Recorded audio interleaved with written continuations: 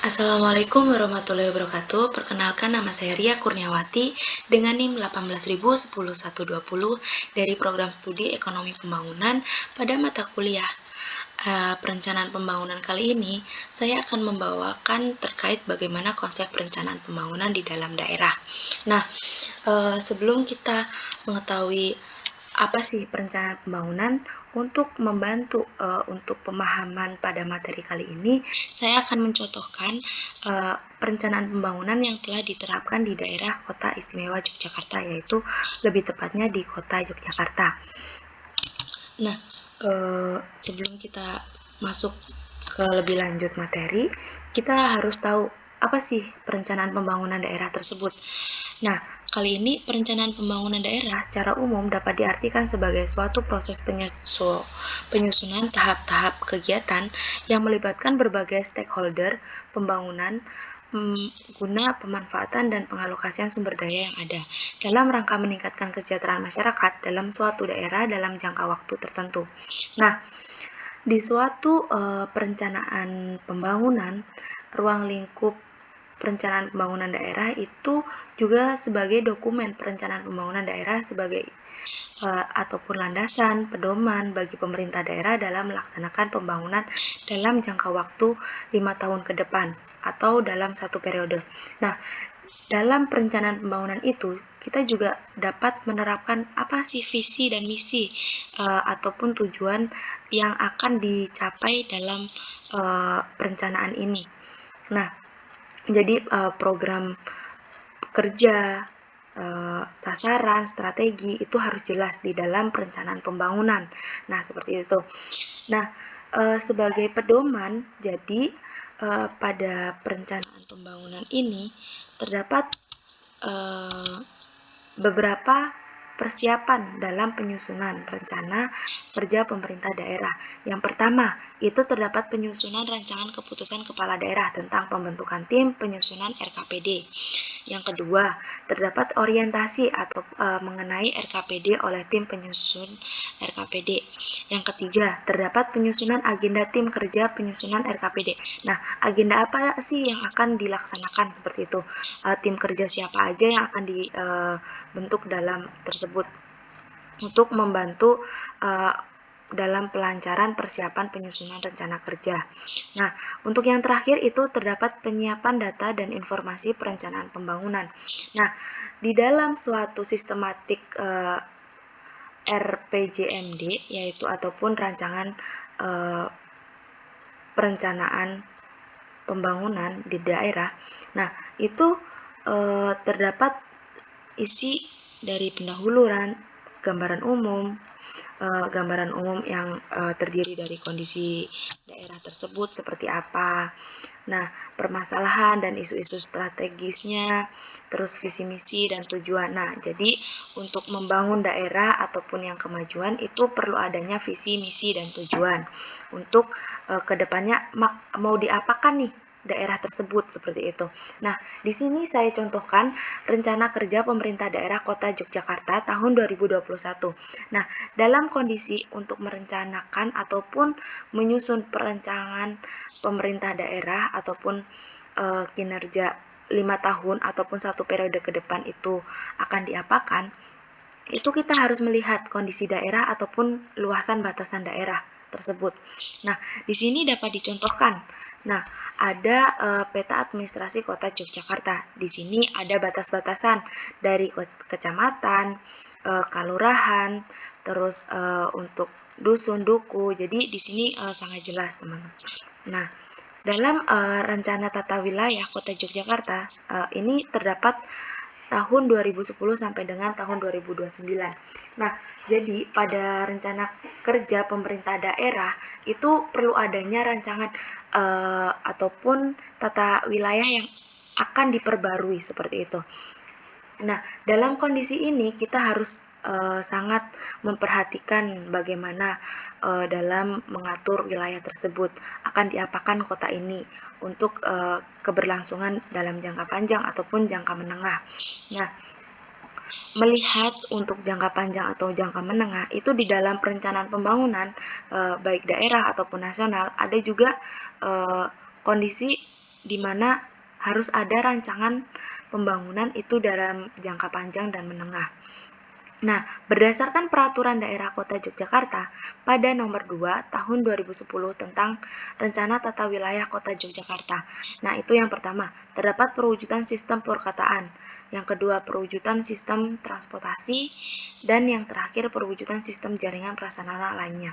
Nah, di sini untuk mengatur ataupun menyusun daerah yang mudah ataupun bisa dilihat dengan baik, maksudnya dapat dilihat dengan baik itu tata wilayahnya tuh jelas seperti itu. Nah, di mana itu wilayah kependudukan, di mana wilayah perindustrian, di mana wilayah perkotaan dan sebagainya. Nah, suatu daerah itu akan memiliki ketentuan-ketentuan itu. Jadi tidak semerta-merta dalam perencanaan daerah ini masyarakat bisa membangun ataupun mendirikan gedung untuk sesuka-suka.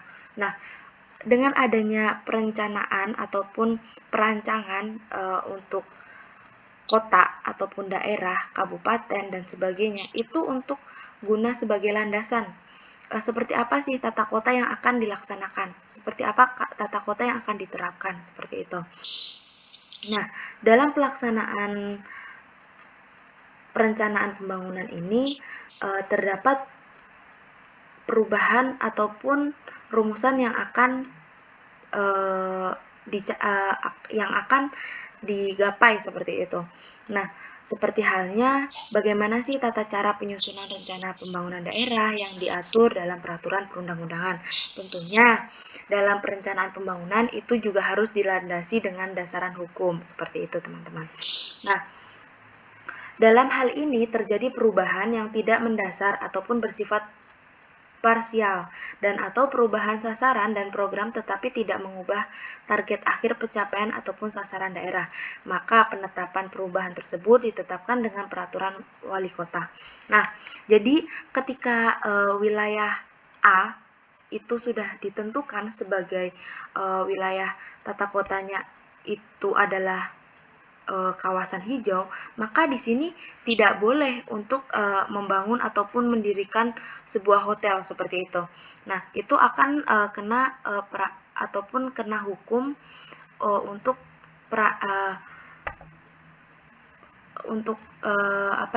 seperti melanggar hukum seperti itu, melanggar hukum tata kota wilayah.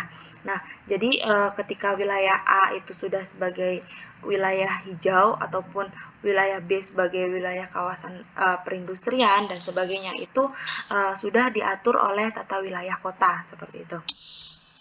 Nah, tentunya selain kita memperhatikan ataupun lokasi ataupun bentuk wilayah tersebut, wilayah kota ataupun kabupaten, di sini dalam perencanaan pembangunan kita juga harus memperhatikan apa sih ataupun wilayah tersebut ini rawan nggak dengan bencana seperti itu. Bagaimana kondisi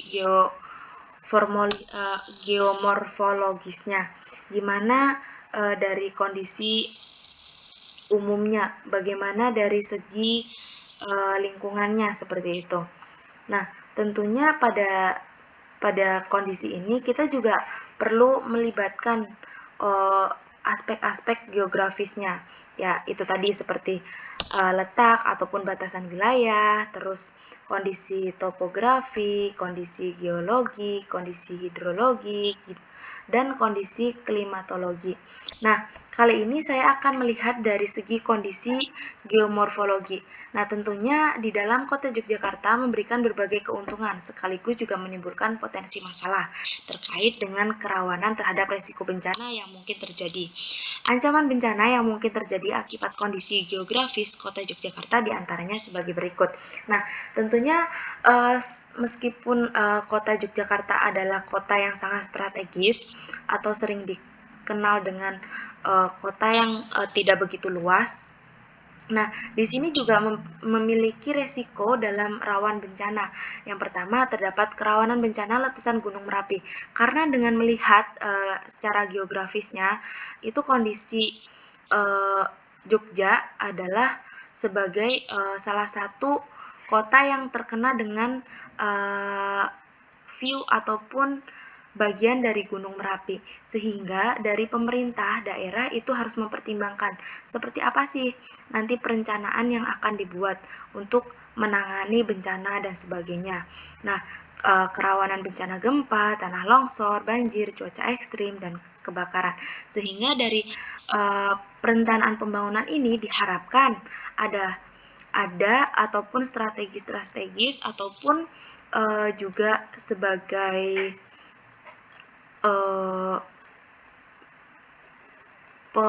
pemecah masalah seperti itu. Nah, bagaimana ketika terjadi ini? Ataupun sebagai wawasan pemerintah daerah untuk mengantisipasi adanya kondisi tersebut. Nah, jadi makanya dibutuhkan dalam perencanaan pembangunan itu harus menerapkan aspek geografisnya seperti itu. Nah, selain aspek geografis, kita juga perlu memperhatikan struktur penduduknya. Nah, dari struktur penduduk itu terdapat beberapa jumlah penduduknya seperti apa, seperti itu. Nah, kali ini saya akan melihat dari sisi strategis arah kebijakan dan program pembangunan daerah. Nah, tentunya pada visi dan misi yang saya sebutkan tadi, di suatu perencanaan daerah itu harus memiliki visi dan misi. Nah, kali ini visi dan misi dari Kota Yogyakarta yaitu nyaman, huni, dan pusat pelayanan jasa yang berdaya saing kuat. Untuk keberdayaan masyarakat dengan berpijak pada nilai keistimewaan memerlukan strategi dan arah kebijakan pembangunan untuk dilaksanakan dalam kurun waktu 5 tahun meningkat, yaitu terdapat beberapa tujuan ataupun capaian yang akan dicapai untuk selama satu periode ataupun 5 tahun ke depan. Nah, yang pertama itu dapat meningkatkan kesejahteraan dan keberdayaan masyarakat. Nah, gunanya dengan adanya perencanaan pembangunan itu dari segi pemerintah ataupun daerah itu perlu bagaimana sih strategi apa, kebijakan apa yang akan diambil untuk meningkatkan kesejahteraan masyarakat dan keberdayaan masyarakatnya tersebut. Nah, poin yang kedua itu memperkuat ekonomi kerakyatan dan daya saing Kota Yogyakarta. Tentunya karena kali ini saya akan membawakan studi kasusnya itu di Kota Yogyakarta agar lebih paham. Nah, jadi kita untuk melihat apa sih tujuan untuk memperkuat ekonomi kerakyatan ini, bagaimana strategi yang tepat, terus apa sih sasarannya, terus jangkauannya seperti apa, seperti itu. Nah, poin yang ketiga, untuk memperkuat moral, etika, dan budaya masyarakat Kota Yogyakarta. Nah, tentunya kita juga perlu memperhatikan sih moral, etika, dan budaya. Apalagi di daerah istimewa Yogyakarta yang terkenal dengan budayanya, ciri khas dengan kebudayaan. Sehingga dari peran perencanaan pembangunan ini, kita harus memperhatikan nih dari segi budaya. Ataupun adapun bangunan-bangunan yang harus dijaga seperti itu harus tetap dilestarikan. Dari perencanaan pembangunan tersebut pasti ada untuk target pembaharuan seperti itu yang mungkin tidak hanya pembaruan, yaitu mungkin dari segi perlindungan ataupun dari segi kelestarian baik itu budaya ataupun bangunan-bangunan yang sangat dilindungi oleh undang-undang. Nah, untuk yang poin keempat itu meningkatkan kualitas pendidikan, kesehatan, sosial, dan budaya. Nah, di dalam perencanaan pembangunan itu harus ada meliputi ini, meningkatkan kualitas pendidikan.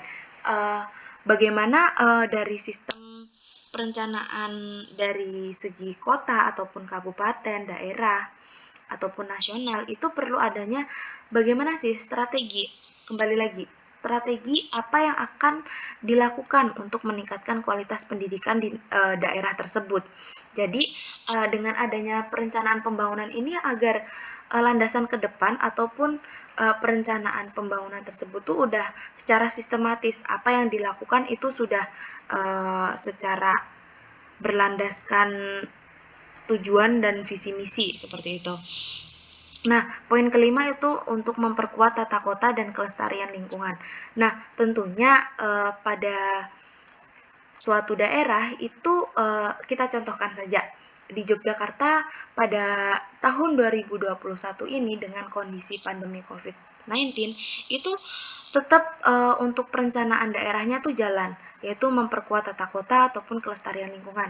Mungkin ketika teman-teman ini sedang di Jogja, mungkin teman-teman tahu banyak sekali jalan-jalan di Yogyakarta yang terdapat pembaruan atau pembenahan. Nah, di situ udah berarti kenapa tetap dilaksanakan meskipun dengan keadaan COVID-19? Karena sudah ada perencanaan pembangunan dari daerahnya. Jadi, ketika tata kotanya sudah mungkin perlu pembaruan, maka dari akan ada secara otomatis struktural yang mengatur tersebut seperti itu. Sehingga untuk kota ataupun tata wilayahnya ini tuh jelas seperti itu, teman-teman. Nah, untuk yang poin ke-6 itu membangun sarana dan prasarana publik dan permukiman.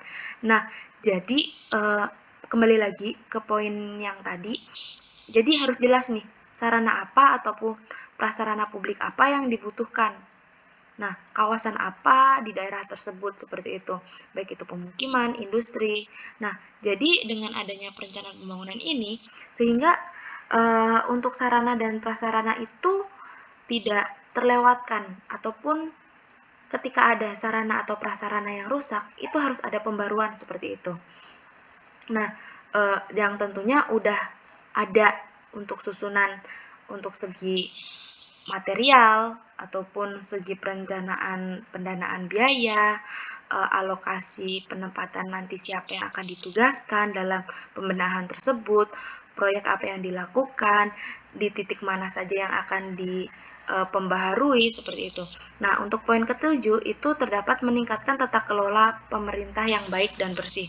Nah, tentunya di suatu daerah itu akan mempunyai tujuan bagaimana sih meningkatkan kelolaan pemerintah yang baik dan bersih. Tentunya bersih itu adalah cerminan di mana kota itu adalah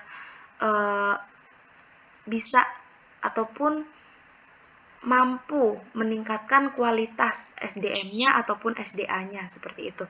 Bagaimana dengan cara mengelola wilayah-wilayah tersebut.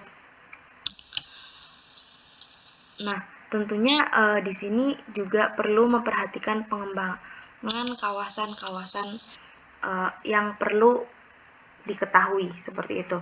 Nah, yang sudah saya jelaskan tadi, pengembangan kawasan ini sangat penting untuk apalagi di dalam perencanaan daerah, yaitu di suatu daerah perlu hanya memperhatikan pengembangan kawasan. Karena ketika tidak ada pengembangan kawasan ataupun tata kotanya tidak jelas, itu maka akan membuat struktur daerahnya itu seperti berantakan seperti itu. Sehingga di sini saya contohkan di kota Yogyakarta itu terdapat beberapa kawasan yang perlu diperhatikan, dan itu ketika masyarakat melanggar maka akan mendapat teguran ataupun sanksi dari hukum seperti itu, karena tata kota ataupun tata wilayah ini sudah diatur oleh ketentuan hukum. Nah, yang pertama itu ada pengembangan kawasan peruntukan industri mikro, kecil, dan menengah. Nah, ketika kawasan itu sudah diperuntukkan untuk kawasan industri, maka rata-rata dan juga sudah terlihat di Yogyakarta itu ketika peruntukannya industri, rata-rata di lingkungan setempat itu juga industri seperti itu. Jadi ketika industri, ketika mikro, kecil ataupun menengah itu pasti satu tempat seperti itu. Nah, untuk kawasan peruntukan pariwisata. Nah, jadi untuk pariwisata ini juga sudah diatur dari berbagai kota, kecamatan, ataupun kelurahan itu akan ada peruntukan untuk pariwisatanya masing-masing. Nah, di situ akan diperuntukkan ataupun biasanya untuk daerah-daerah itu akan menggunakan pembeda warna. Nah, apa sih gunanya warna ini? Untuk mengetahui di daerah tersebut tuh peruntukannya kawasan apa, daerah B peruntukannya kawasan apa. Jadi lebih mempermudah untuk pemerintah daerah untuk mengontrol dalam pengawasan peruntukan pengembangan kawasan tersebut. Nah, selain ada kawasan pariwisata dan industri, ada juga kawasan peruntukan pemukiman. Nah, jadi untuk kawasan pemukiman ini biasanya padat dengan penduduk. Nah, kepadatan penduduk itu juga ada beberapa golongan, yaitu kepadatan menengah, kepadatan kecil, dan kepadatan mungkin sangat padat penduduk. Nah, itu juga dibedakan warna lagi karena untuk mempermudah controlling pemerintah setempat. Nah, untuk selanjutnya itu terdapat kawasan peruntukan perdagangan dan jasa. Nah, di sini ketika kawasan peruntukan perdagangan dan jasa, rata-rata di daerah tersebut akan ada peruntukan perdagangan. Jadi jarang seperti itu untuk pemukiman. Rata-rata pasti untuk perdagangan dan jasa jual beli seperti itu. Nah, untuk kawasan peruntukan fasilitas pelayanan umum. Nah, pemerintah daerah itu perlu halnya untuk memperhatikan kawasan peruntukan fasilitas pelayanan umum tuh di sebagian mana seperti itu. Nah, terus kawasan ruang terbuka, hijau dan non kota. Nah, jadi di dalam suatu perencanaan daerah itu untuk tata kota dan tata wilayah itu strukturalnya harus jelas seperti itu. Kita masuk di pembahasan terakhir, yaitu pada pengembangan sistem jaringan dan layanan publik. Nah, tentunya di dalam suatu daerah itu perlu adanya pengembangan sistem jaringan jalan dan layanan. Nah, sehingga di wilayah-wilayah ketika mungkin di akhir tahun ataupun di awal tahun itu akan ada seperti halnya laporan dan pengajuan dana seperti itu untuk pengembangan sistem jaringan ataupun layanan publik ataupun jalan umum seperti itu. Nah, perlu teman-teman ketahui bahwasanya dalam pembangunan ataupun perencanaan daerah ini juga melibatkan beberapa pihak, baik itu internal ataupun eksternal. Internal itu dari pemerintah daerahnya setempat, eksternal itu mungkin dari fasilitas luar pemerintah daerah ataupun dari pihak luar yang membantu ataupun berkontribusi dalam pembangunan tersebut. Nah, jadi di dalam suatu pemerintahan daerah itu harus jelas baik dari sistematis perencanaannya seperti apa, visi misinya, tujuannya, aspek geografisnya seperti apa, ruang lingkup ekonominya seperti apa, terus untuk anggaran dananya harus jelas seperti itu. Terus untuk dana pembangunan jaringan jalan ataupun pembenahan layanan publik itu berapa, penanggung jawabnya siapa, itu harus jelas dalam perencanaan pembangunan agar dalam controlling pendanaan, apalagi ketika perencanaan daerah ini akan melibatkan dana. Jadi sehingga pada pelibatan dana ini harus jelas pengalokasian dana itu kemana seperti itu. Nah, seperti halnya sekarang di Yogyakarta sedang mengembangkan atau pengembangan sistem jaringan jalan dari sistem mungkin dari aliran PDAM-nya, terus langsungan jaringan energi, jaringan telekomunikasi, pusat pelayanan kota. Nah, apalagi di daerah istimewa Yogyakarta di situ udah menerapkan beberapa tempat yang mungkin sudah dirancang dari tahun-tahun sebelumnya, sehingga sekarang sudah dapat dilihat perubahan. Dalam perencanaan pembangunan ini itu juga memerlukan apa sih nanti perubahan apa yang sudah didapatkan. Jadi dari awal hingga akhir itu ada perubahan yang diambil seperti itu. Mungkin dalam ketentuan perencanaan pembangunan itu sistematis ataupun rancangan dan landasan hukum itu harus jelas, apalagi dalam permasalahan pembangunan, sehingga dari pemerintahan daerah itu sudah mengatasi ataupun sudah merencanakan nih apa saja nanti permasalahan-permasalahan yang akan timbul ketika adanya pembangunan tersebut seperti itu. Nah, mungkin dari saya cukup sekian. Bila ada kurangnya saya minta maaf. Mungkin lebih lanjutnya teman-teman bisa memahami ataupun memahami lebih dalam terkait peraturan ataupun perencanaan daerah, baik itu di wilayah kota ataupun kabupaten, nasional ataupun daerah teman-teman masing-masing. Nah, saya akhiri. Wassalamualaikum warahmatullahi wabarakatuh.